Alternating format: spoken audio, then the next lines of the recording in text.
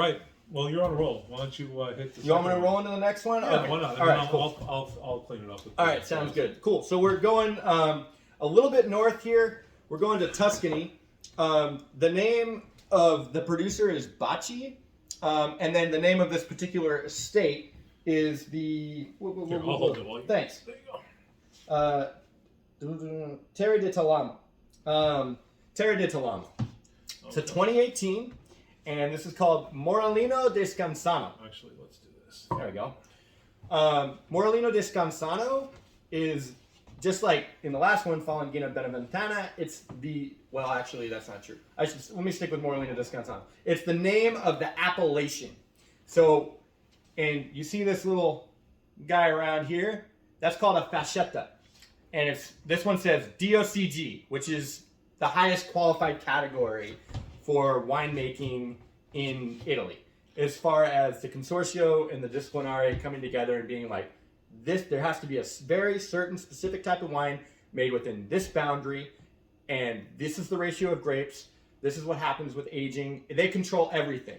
However, correct me if I'm wrong, it does not always denote quality. No, Like just absolutely. buying a DOCG could be a bad wine. 100% correct. Okay. 100% correct. So be careful out there in TV land. But generally, it's giving you a really good idea of what's in the bottle. Right. And when we get to your Chianti, we can talk a little bit more about what you were just talking about, because Chianti, the region itself, and Chianti Classico is a good place to touch on the DOCG and quality. Perfect. Label. So, anyways, Morellino di Scansano is in southern Tuscany. Once again, we're on the west coast, a little bit further north of Campania now. This is one of the southernmost appellations, though, of Tuscany, and it requires a minimum of 85% Sangiovese, which is the most planted and most known varietal in Italy. And the other 15% can be grapes like Merlot, or Grenache, which they call Alicante there. So they're allowing now French varietals in Italy Oh yeah, on a DOCG label. you can put it in Chianti, Classico. Put Merlot in there, and it's been like that for quite some time. Okay. Yep. And there's quite a few appellations, mostly in Tuscany, but throughout Italy, there are DOCGs that only have international varietals. I had no idea. Not a lot of them, but there are. Wow. See, be careful, folks. You know, things used to be really structured in the wine world about 20 years ago. And with the drinkability factor now and the ability to, like, reach more parts of the world and the desire to reach more parts of the world, they're trying to bring new wine styles into Italy. Correct me if I'm wrong. And I'm sure France, too. Italian wines, years ago, it would be 10 years before you go near some of these wines. And now you can drink them a lot sooner. Sure. Yeah, definitely. So anyway, so this is fun. I think it's the only Sangiovese based appellation that's a DOCG that doesn't, I guess it doesn't require Grenache, but it allows you to blend Grenache in. At least it's the only one that I know of. Okay. I think I've tasted one Morellino di Scansano in my life. Generally, what I'm thinking, before even getting into it, since it's in southern Tuscany, I'm thinking that it's going to be a little bit warmer of a climate there, so the fruit's going to show a little bit riper than most of the other Sangiovese style wines from Tuscany. I don't know that for sure, but that's kind of what's in the back of my head right now. This is a 2018, by the way. It scored 92 points once again. I got it for $19, 25% off, down to $14 and change. Wow. That's a good price. Yeah, If there's anything in this bottle at all, I mean, you're doing all right. At $15, I mean, come on. Yeah. What are we talking about here? It also says something about made with organic grapes on the bottle. I mean, which I don't like, frankly. I like pesticides personally. It just makes me feel the better about bottle's myself. about to the shoulder full of dirt. No. You have to be careful with a label like that. I mean, organic is, I mean, that in particular doesn't really mean a whole lot, other than, all right, they probably didn't use pesticides or rodenticides, anything like that. Whatever. Yeah. What does matter is Riserva. That matters. If you see Riserva on a bottle from Europe, generally thinking Spain, France, and Italy, or really you're thinking Spain and France and for France. Reserva, or pardon me, Spain and Italy yeah. for Reserva. But when you put something like that on a label and it's from the old world, it has to mean something. If you put Reserve on a bottle of Napa Valley, anything from the United States, it doesn't mean anything. It oftentimes will indicate that the wine might have some special aging quality or some oak quality. But technically, there is no law stating that Reserve in the United States, or in most of the New World, if not all of the New World, requires anything from that the wine has to, like, any requirement that it has to Except that you genuflect as you buy it. Right, yeah. Yeah, right. Okay, so that's fair. With Morellino di Scansano, it has to have 2 years aging, 1 year in wood. So we already know certain things about the wine when we buy it. If you see Riserva on a label, you know the wine's going to be aged. It's not the same thing in every appellation in Italy, unfortunately. It's not quite that easy. But with this particular appellation, that's what we know about it. All right. Cool. You ready to give it a sniff and see what's going on? For sure. I'm going to just, once again, briefly just assess it. The color of it, I'd say this is a medium plus intensity ruby. I can just barely make out a little bit of the writing, but this wine is almost opaque. It's not purple. It's got just a tiny bit of rim variation, indicating just the tiniest bit of age. But for the most part, the color stays the same. It just gets a little bit lighter toward the edge. Yeah, there's no issue with brick here. This is a fresher wine. Yeah, for sure. And then just looking at tiering once again, it's slower than the Falangina. It's a little thicker than the Falangina. So since we have the baseline of the Falangina being medium, I put this in maybe I'm anticipating like a medium plus alcohol wine to maybe full. And there's a tiny bit of color that's sticking to the glass, just a very tiny bit. That's just indicating some extraction, which is pretty common in red wine. Maybe a little less common in the old world than in the new world. You tend to get a lot more extraction in new world wines. All right, that's all I've got to say about looking at the wine. Although I will say this, if you have a ruby colored wine, pretty good chance you're going to be looking at red fruit on the nose and on the palate. If you have a purple colored wine, there's a pretty good chance you're going to be looking at more black fruit on like a the blueberry, nose. blackberry, that kind Sure. of thing. Okay. And the darker the color, the more you're going to be moving into that blue category. So think about those really rich, opaque looking Malbecs and Syrahs, right? Yeah, they exactly. tend to go into that blue fruit category. For sure. Yeah, absolutely. So just by looking at the color of this wine, I'm kind of thinking already, all right, I might get some black fruit on this, but I'm most likely going to be getting a lot of red fruit on this wine. A lot of Bing cherry. Yeah, like and Sangiovese, sour cherry. Yes. You're thinking, but we have to remember this has some oak on it, so that might kind of sweeten things up a little bit too. You know, I'm not getting it now, but when I poured it and just left it over there, I got a quick mocha smell, which I'm not getting anymore. Okay. But when I just kind of went by it by accident, I got a little mocha poke. Well, you got that Chianti Classico open over there too. Yeah, but that's all the way over there.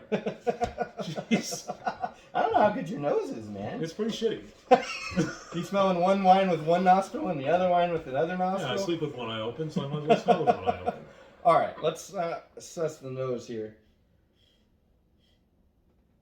All right, cool. So Sangiovese, once again, another really expressive varietal. It's not quite an aromatic red varietal, but it has some of those characteristics. Once again, I get a floral character to it. It's not as pronounced as the Falangina that we're having, and generally with red wines, you're looking more in like the violet or the lavender character. I don't know if I can really pick between those two. Once again, my nose probably isn't that good, but there is a floral character to it. And once again, it's in that fresh category. It's not like dried violets, and it's like fresh, like just picked kind of thing. Are you getting a little leather on there? Not a tremendous amount, but just a little kind of background. I'm not getting anything big tertiary wise like that.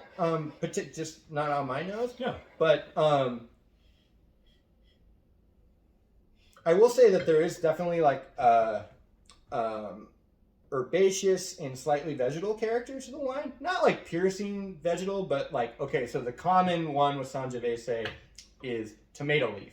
You always hear, if it grows together, it goes together. Actually, you know what? That's exactly what I'm smelling. It's not the tomato leaf. It's the tomato. Mm-hmm. And that's a rather really than the leather. That's what it is. common thing with Sangiovese. And in turn, Sangiovese is one of the best red wines that you can pair with something with tomatoes. Tomatoes have high acidity, making it a difficult thing to pair with red wine because sometimes red wines have, medium acidity, and you want the wine to have more acidity than the food. Otherwise, when the acids come together, they actually diminish each other. So if the wine is lower than the food, then the acidity in the wine is going to go even lower, and then it's going to have the impression of being flabby, which you don't want. That's why you don't drink a big, cab with a vinaigrette dressed salad. Well, there's a few reasons why you don't, but that might be one of them. And I would say that was like the first impression. I mean, the fruit's there too, but that was kind of the first thing that jumped out at me. I should say tomato. That's exactly what it is. But definitely cherry. I think the big cherry's there. I think just a little bit of like a ripe, like black cherry is there too. So ripe though, right? Yeah. Not underripe. No. Not like red, more like a blackish red. Definitely ripe fruit category. Red plum, but the cherry is the predominant fruit here. For sure. I'm not getting anything in the black or in like blackberry or blueberry. There's none of that going on here. And that would be unusual in Tuscany, wouldn't it? Anyway, I mean, for the most part, I mean, some of these in Tuscany. I mean, well, if you're drinking a Super Tuscan, then you definitely might be starting to get it. I mean, there are certain Super Tuscans that don't require any Sangiovese. Actually, there are lots of Super Tuscans they can just pretty much put whatever they want in there because they're IGT wine. Yeah. So, okay.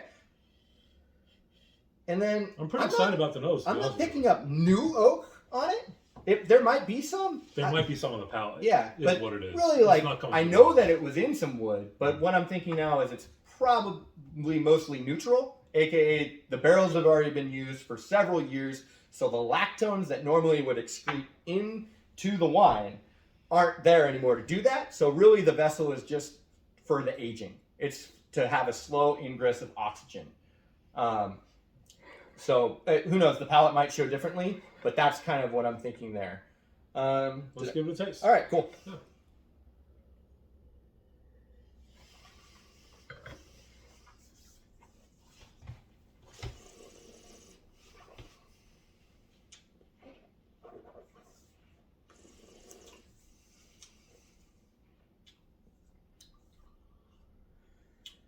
So I'm going to go straight to structure because my mouth is watering intensely.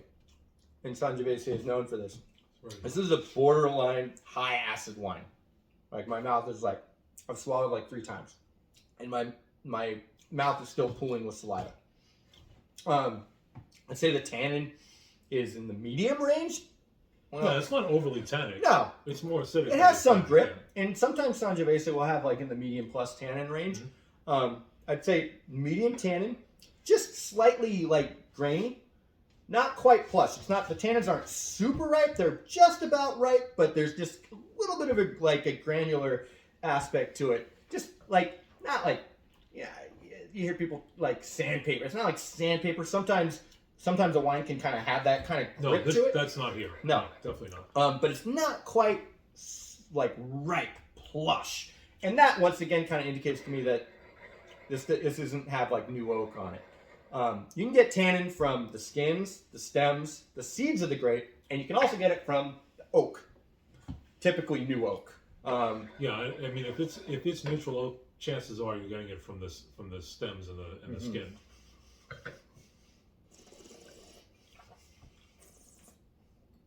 There's definitely a lot going on between the gums and the teeth too. Yeah. Yeah. But it's not like, I mean, it's there. It's somewhere between medium and medium plus tannin. It's not unpleasant. I'd say it's a medium full-bodied wine. It's got some weight to it.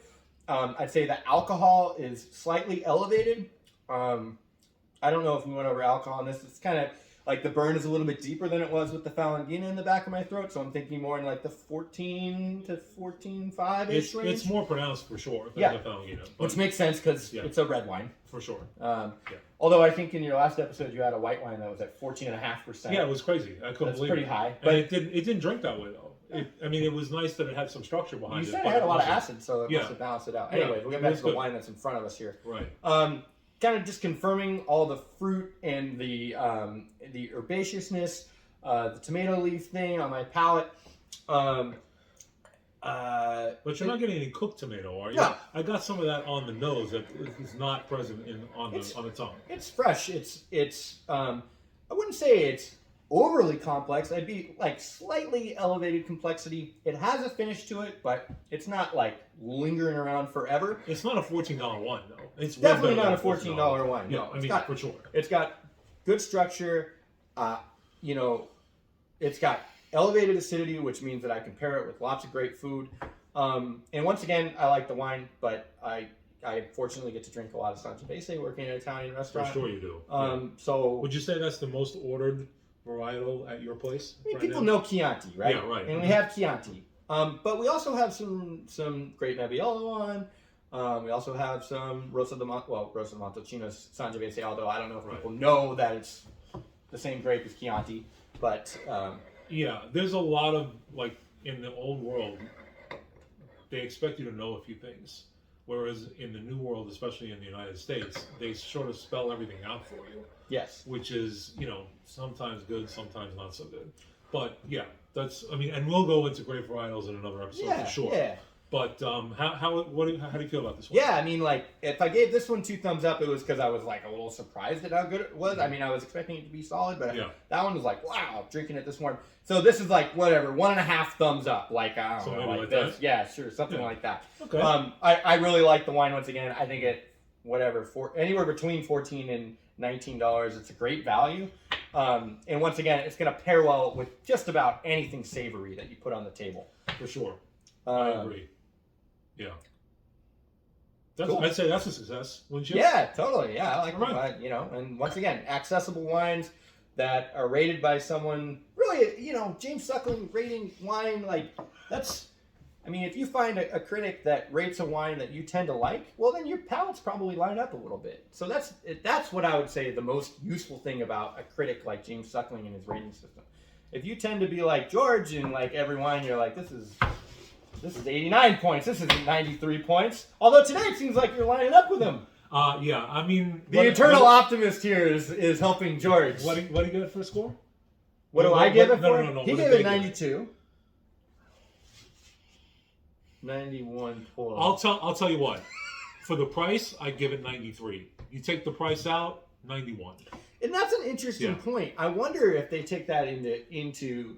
I mean, you would think that would be something, quality to price ratio, right? I feel like when the store ratings, like, give it, like, like somebody in a wine shop goes, this is our favorite wine, I feel like they take price into consideration for sure. Like you say, in the rating system, I wonder. It could come and go. I mean, there's a lot of reasons why a wine gets a certain score. And I'm not saying that the score means everything, but it's a number that people can kind of pin their hopes to a little bit to give them a guide if they don't know the wine. That's kind of why I look for the scored wines. I'm not trying to like say, oh, whatever they say, just do it. No, it's sort of like, it's like a guardrail on the highway, and you can't see at night, but you can see the guardrail. So that's why I go by that. Yep. No other reason than that, really. All right. I'm excited to taste your wine here. Yeah. Okay, so we have the 2017 Tenuta di Renieri Chianti Classico from Tuscany. 93 points, James Suckling. $24.99 at Total Wine. This one is a 14% alcohol by volume. So this one, I mean, isn't crazy, for Tuscan wine. I expect this wine to be pretty decent. As you were saying, Chianti Classico is its own region inside Chianti. So what you were telling me before, and I didn't realize, is that a lower grade of Chianti, just because it's not in Chianti Classico, cannot be just called Chianti. If it's grown in Chianti Classico in the region, then it either is Chianti Classico or it's not. And that's it. So that's a piece of information that I was not aware of. So thank you for that. I don't know what else to say. Take it away. 100% Sangiovese.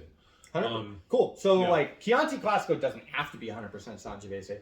Quality-minded producers tend to be drifting in that range. One reason why you might not make it 100% Sangiovese is because, well, Sangiovese has a lot of tension. It's a high-acid grape, as we just tasted.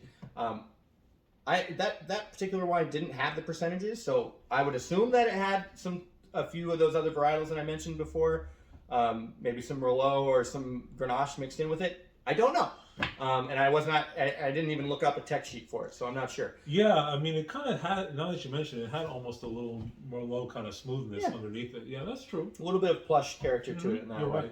right. So this is 100% Sangiovese, and they're very nice to put it on the label for us so that we can just see it right there. Yeah, that's not common, frankly. Yeah, and it's becoming more common because they're trying to make people want to buy their wine that's from another country that can be intimidating looking at these labels. But technically Chianti Classico can have up to 20% Merlot in it. It can have a couple other varietals from that are indigenous to Tuscany, Canaiolo, Colorino. But this one's 100%. And this is a DOCG as well. Right, yeah. Chianti Classico will always be Always DOCG. be DOCG. Always. Okay, good to Just know. like Morellino di Scansano is going to be. If they can put that on the bottle. Then it's DOCG Now, only. I should actually take that back. The wine, let's see. No, if they put Morellino di Scansano on the bottle, then they have to put it on there. Technically, they could say, we don't want to put that on the bottle and we can make it an IGT wine. And that, every once in a while you find that in Italy. Because whatever, they don't agree with the way that the Disciplinare and the Consortio has come together and said these are going to be the wines of the territory, and then it's kind of like them kind of giving them the bird. It's like, we're not going to put that on her because we think our wine represents it more, and you're not. It's Italians. Yeah, I do. But yes, Chianti Classico, DOCG. It's describing a certain style of wine from a certain place that can only be made there. And this is a Riserva as well. Was the other one Riserva? Yep, they're both Reservas. Okay, perfect. And we cheated and looked up. I could not remember what Chianti Classico Riserva qualifications were. 2 years of aging. That's it. And then a little bit of, I think like 3 months in barrel. In bottle. Yeah. Yes, exactly. So it doesn't technically have to be in wood. I'm almost positive this will be in wood. Usually if it's a Riserva from Chianti Classico it is, but okay. Let's get to it. Yeah, let's do it.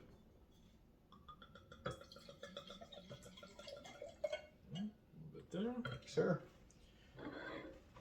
So you want to do a little on the color and the. I can if you want. Yeah, go ahead. Cool. Go ahead. All right. Yeah. All right. So immediately, just going off of, and we can, we're actually going to do a little bit of a side by side since this is pretty cool that we've got 2 Tuscan DOCG wines together. First time we're going to assess this one, and then we'll do a little side by side with the 2. But I can already tell that this wine is a little less opaque than the other one. I can see the writing a little bit better. It's in the ruby category still. Oh, for sure. And it's got a little more of a brick to it, for sure. Mm-hmm. It's starting to get that rim variation. It's still, for the most part, the same color, but it's got a wider band than the Morellino di Scansano. And why would the Morellino di Scansano be a little bit darker? Well, because it probably had some Grenache and Merlot in it. Yeah. Right? When you say Merlot, it almost calls to me that there's some Merlot in there after having had it. Not seeing any visible staining on the glass, so that just, once again, that's an extraction thing. Maybe just a tinge, but and tearing is slower, I would say. It's not the thickest. I'd say they're almost the same, wouldn't you? From one to the other. Yeah, it's. Well, I'd have to do it. Maybe we can do it side by side, and then we'll do that. Mm-hmm. But it's similar, at least. Yeah. Well, okay.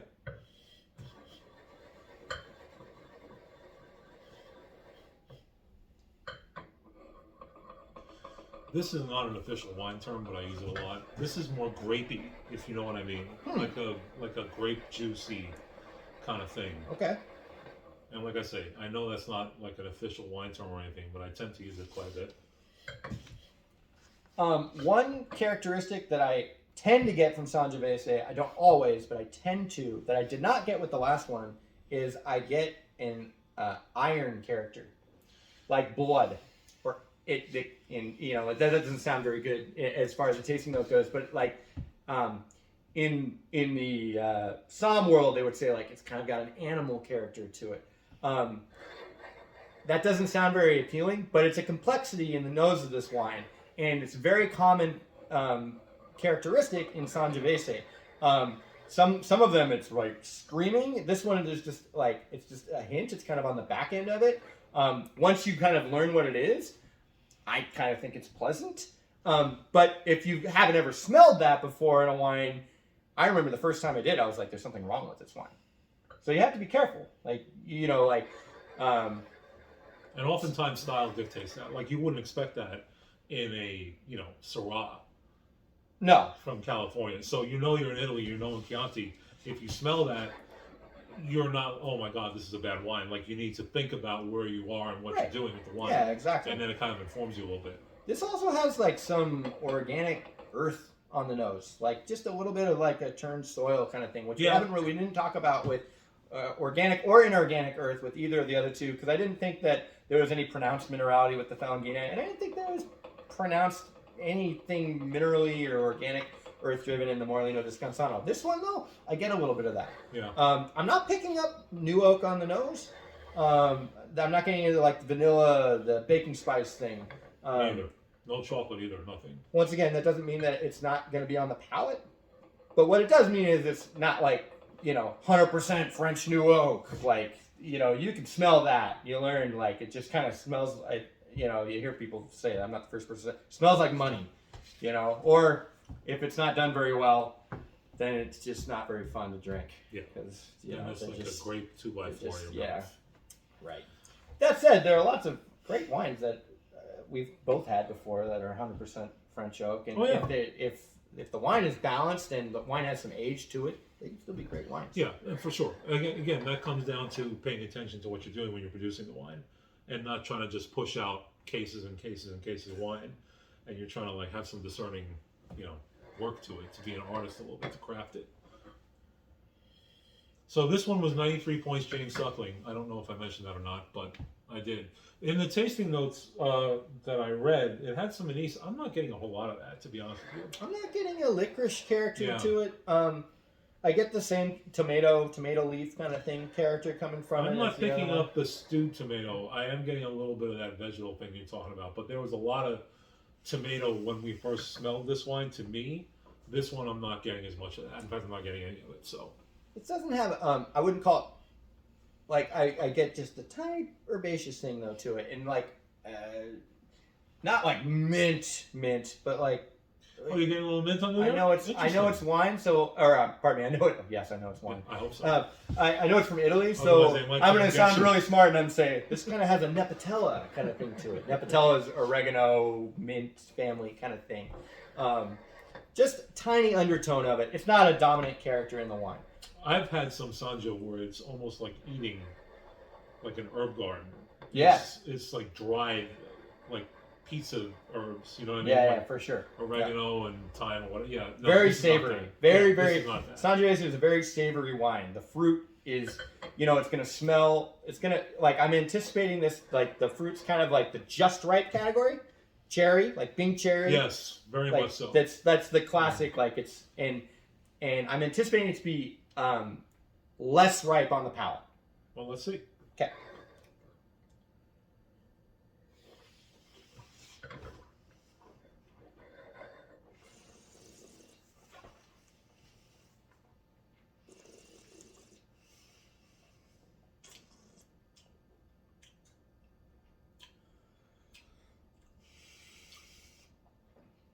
I would say the fruit is not less ripe on the palate. I would say it's a little bit riper, and it's because this wine has new oak. Not a ton, but this wine has some new oak. Just like a dusting of like espresso with just like a little shaving of dark chocolate kind of thing on it. Yeah, bitter chocolate for sure, not like a milk chocolate. Not vanilla. Which would be like heavily oaked. Right? Not vanilla, but just like a little, and maybe a little cinnamon dust on it too. Just a little bit. Maybe, I don't know. You hear people trying to peg like what percentage of new oak. I don't know, but just a splash of new oak in it. Guys, that's not important. What the difference between having a lot of oak and a little bit of oak is whether you're tasting the wine or you're tasting either a 2x4 or like a mouthful of like cream soda or something like that. That's really the difference. It's really well integrated in this wine. It helps the wine. It makes the fruit profile show up a little bit sweeter. Yeah, I agree. it balances the medium plus to high acidity. Yeah, in the wine. it certainly does, because if it wasn't there, it would be almost like unpleasant. The acidity, it would need food rather than you can still drink this solo without having to immediately take a bite.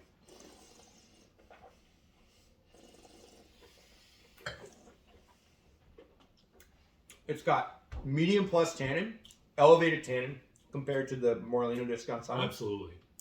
But once again, the tannin's quite pleasant, and it's pretty much in that plush category. It's there, it's gripping, but it's right. And that's probably a combination, and that once again, that's a combination of the new oak and the fruit tannin, and pardon me, the skin and seed, I don't know, possibly stem tannin. But I have to tell you, if I drank these side by side, I would think this is more of a Chianti Sangiovese, where I might be a little more confused.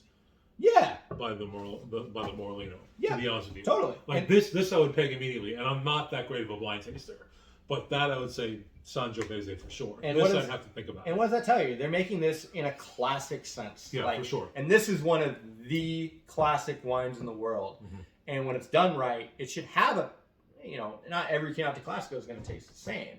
But when they're done right, they should have certain qualities to them. Absolutely. And this wine has those qualities to it. No doubt. You can peg that from a mile away, for sure.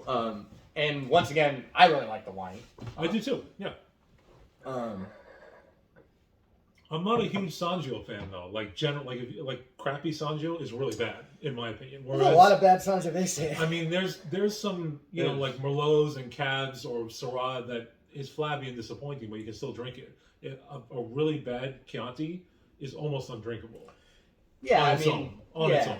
I mean, and you're talking about something that gets overplanted, and they're just pressing it and putting it in a bottle, and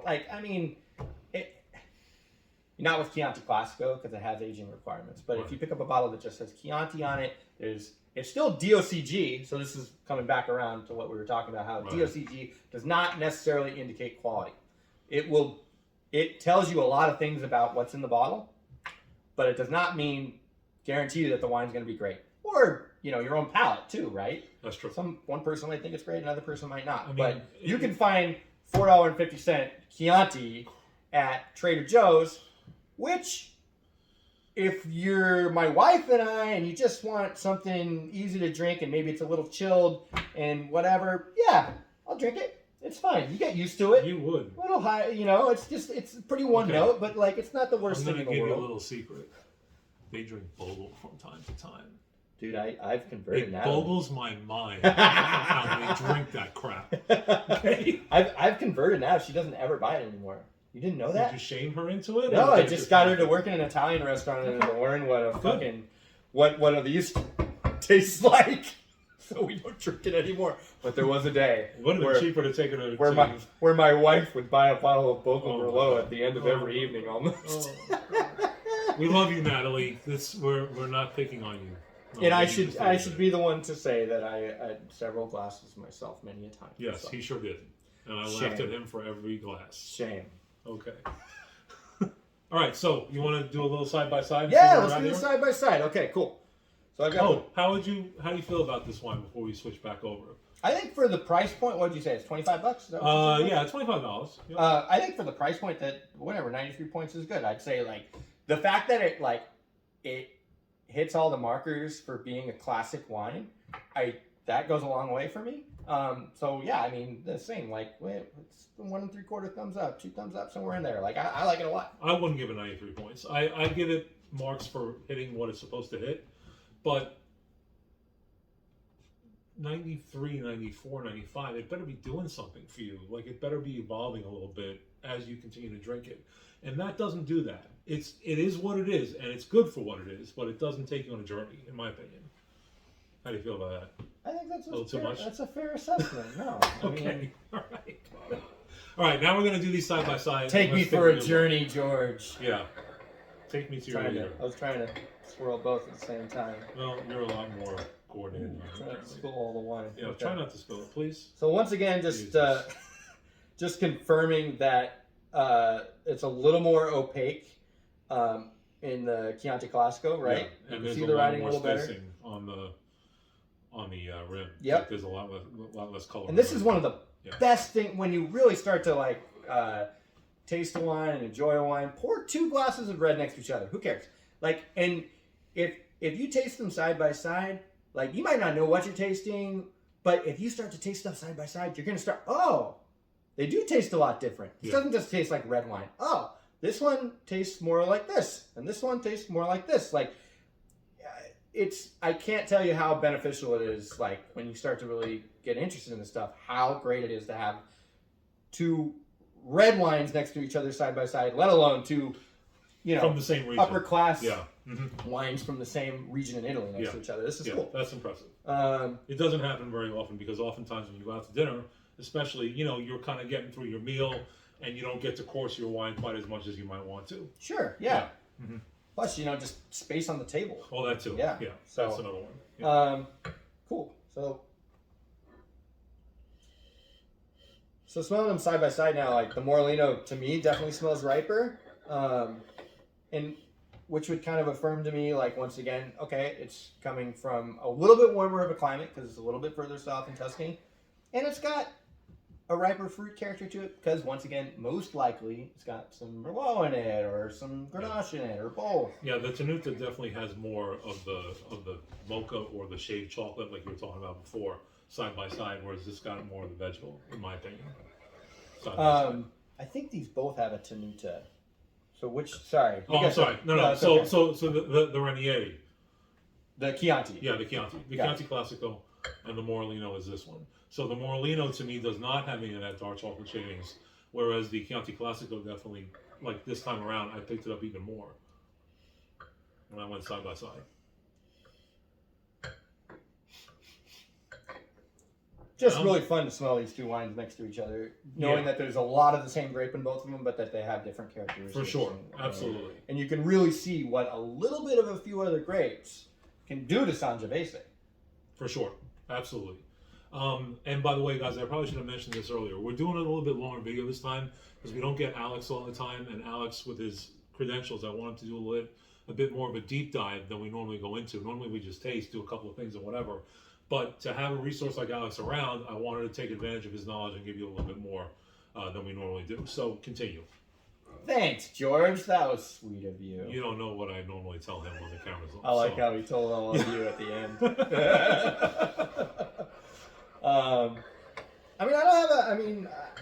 we could do like a little bit of a structural and see if one of them has higher acid. Like on paper, I would anticipate the Chianti Classico to be a little bit higher acid because it's got more Sangiovese in it. Yeah. Grenache and Merlot, those grapes just naturally tend to have a little lower acidity than a grape like Sangiovese. Which is why it's a little more smooth, this wine, as opposed to that was a little more restricted. Okay, let's try it.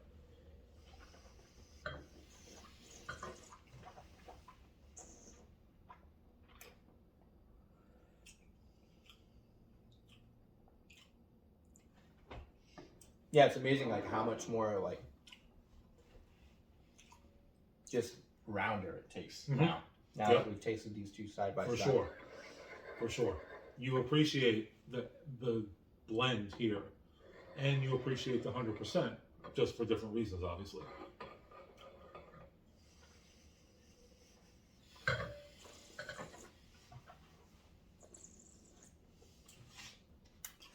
The Chianti is just more angular. There's just more overall structure to it. Yeah. And that I think has to do with the new oak, however much it may be, having a little higher acidity. So it's really got that firm backbone. When you hear people talk about a backbone in wine, acidity, that's what they're talking about. If wine has if someone says, oh, this has a firm backbone, well, they might not know what that means, but in the wine world, talk about backbone acidity. That's what that refers to. Normally, I mean, that's what I was taught anyway. Yeah. Yum. Cool. I honestly liked all these wines. I was a little surprised by the white in how much mouthfeel it had, how much it coated your palate. Almost I don't want to say Chardonnay, but almost a new world white wine kind of thing going on, like a hot climate. So that was exciting. And I'm very happy with these wines. I have to tell you, I feel defeated because you got a wine for $10 less that I would absolutely drink, and I paid $10 more, and I'm kind of angry about that. Well, we could talk about that for briefly. I mean, Chianti Classico. I mean, that's true. You do pay good more. name. Yeah, that's true. You do. Yep. That's very true.